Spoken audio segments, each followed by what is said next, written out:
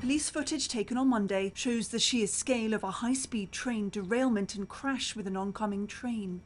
Dozens of people were killed and over 100 injured on Sunday, making it one of the worst railway accidents in Europe in 80 years. Experts probing the cause of the accident found a broken joint on the rails, according to a source briefed on initial investigations into the disaster. Technicians on site analysing the rails identified some wear on the joint between sections of the rail, known as a fishplate, which they said showed the fault had been there for some time, the source said. They found that the faulty joint created a gap between the rail sections that widened as trains continued to travel on the track. Earlier, Spain's Transport Minister Oscar Puente said a derailment on a well-maintained stretch of track was tremendously strange and had confounded experts. Anna survived the crash along with her sister. Some people were fine and others were really bad. And we had them in front of us and you could see them dying and you could do nothing.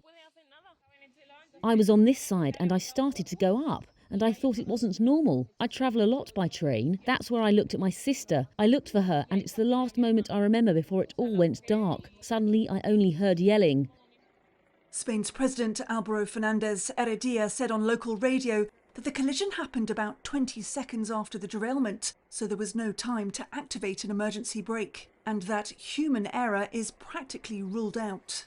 While Spanish Prime Minister Pedro Sánchez vowed absolute transparency in the train crash investigation.